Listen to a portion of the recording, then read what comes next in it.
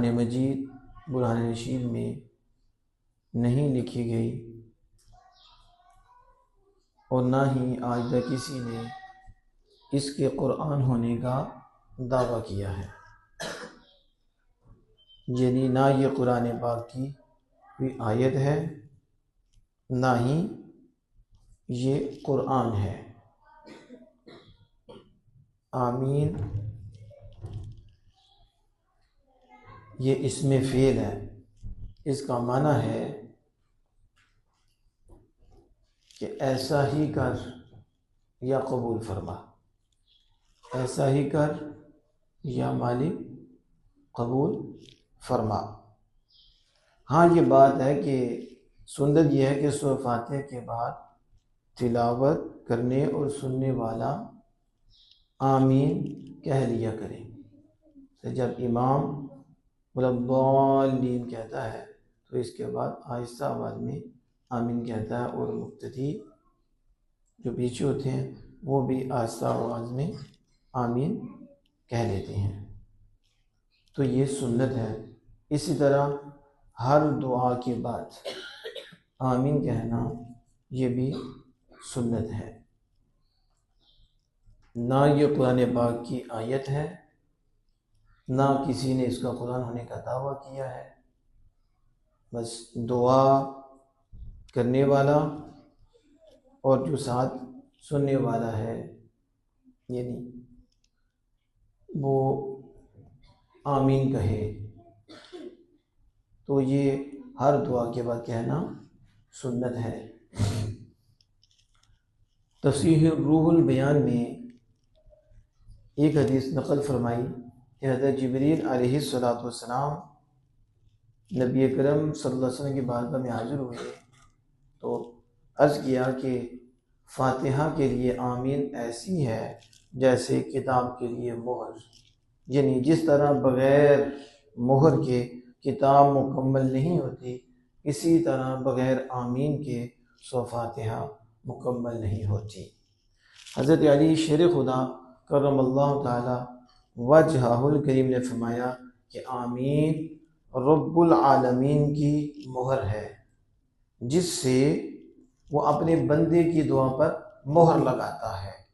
यानी जिस तरह मोहर वाला लिफाफा जिसकी तरफ वो लिखा जाता है उसके सिवा कोई नहीं खोल सकता, इसी तरह आमीन वाली दुआ इंशाअल्लाह ताला ज़ाया नहीं हो सकती। यानी या तो कबूल हो जाएगी, या अगर वो दुआ अल्लाह के इरादे के ख़िलाफ़ है तो दुआ मांगने वाले की दुआ कबूल नहीं होगी, लेकिन फिर भी उस पर सवाब अता होगा, फिर भी उस पर सवाब मिलेगा।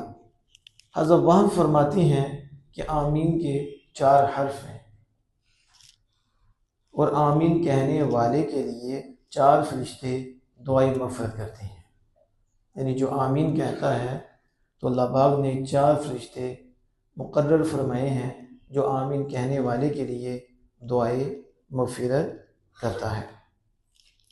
हदीस पाक में आता है कि जब इमाम वल्लद्दाल्लीन कहे तो तुम आमीन कहो, क्योंकि फरिश्ते भी उस वक्त आमीन कहते हैं और जिसकी आमीन फरिश्तों की आमीन के मुवाफ़िक़ हो गई उसके तमाम गुनाह बख्श दिए जाएंगे। ये हदीस पाक सही है। अब जब आमीन इमाम कहे और मुक़्तदी भी कहें और इनकी आमीन फरिश्तों की आमीन के मुवाफ़िक़ हो जाए तो तमाम गुनाह बख्श दिए जाएंगे। इससे हमारे उलमा इकराम ने ये बात लिखी है कि फरिश्तों की आवाज़ नहीं आती तो फरिश्ते आमीन कहते हैं तो वो आहिस्ता आमीन कहते हैं। अब जो आहिस्ता आमीन कहेगा उसकी आमीन फरिश्तों की आमीन के मुवाफ़िक़ होगी, तो फिर उसे ये इनाम मिलेगा कि उसके तमाम गुनाह बख्श दिए जाएंगे, उसके सगीरा गुनाह बख्श दिए जाएंगे। और जो ऊंची आवाज़ से आमीन कहेगा उसकी आमीन फरिश्तों के मुवाफिक नहीं होगी बल्कि फरिश्तों के मुखालिफ होगी, इसलिए उसकी बख्शिश भी नहीं होगी।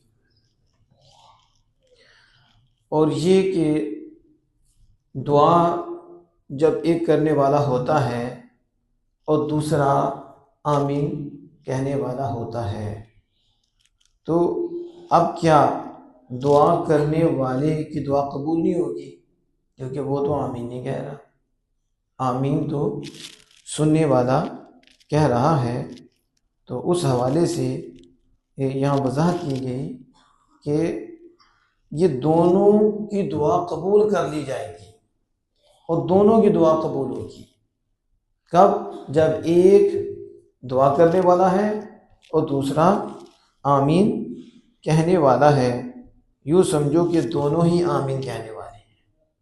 हज़रत मूसा अलैहिस्सलाम दुआ कर रहे थे और हज़रत हारून अलैहिस्सलाम आमीन कह रहे थे, तो अल्लाह पाक ने फरमाया क़द उजीबत दाअवतुकुमा, अल्लाह ने तुम दोनों की दुआ को कबूल फरमा लिया और तुम दोनों की दुआ कबूल कर ली गई। हालांकि एक आमीन कह रहे थे और एक दुआ कर रहे थे, तो पता चला एक दुआ करने वाला हो और दूसरा आमीन कहने वाला हो, कबूलियत दोनों को नसीब होगी। और आमीन कहने से दुआ कबूल हो जाती है। बेहतर ये है कि दुआ मजमा में की जाए, क्योंकि फिर उस पर कितने होंगे जो आमीन कहेंगे। अगर किसी एक की आमीन कबूल हो गई तो सबकी कबूल हो जाएगी। तो मजमे का फ़ायदा होता है, इज्तिमा का फ़ायदा होता है। इमाम राज़ी रहमतुल्लाह अलैह ने लिखा है कि शैतान उस दुआ से नाउमीद हो जाता है और मायूस हो जाता है जिसके आखिर में आमीन कह दी जाए, क्योंकि वो समझता है कि इस पर मोहर लग चुकी है और मैं इसे तोड़ नहीं सकता, यानी ये अल्लाह की बारगाह में कबूल हो गई है। इसलिए कोशिश किया करें कि दुआ इज्तिमा में हो और फिर दूसरे जो हाजिर हैं उसके ऊपर आमीन कहें। नमाज में भी वला दॉल्लीन के बाद आहिस्ता आवाज़ में इमाम भी और मुक्तदी भी दोनों आमीन कहें, तो इंशाअल्लाह ताला इससे अल्लाह की बारगाह से अजर अता होगा और वो दुआ कबूल हो जाएगी।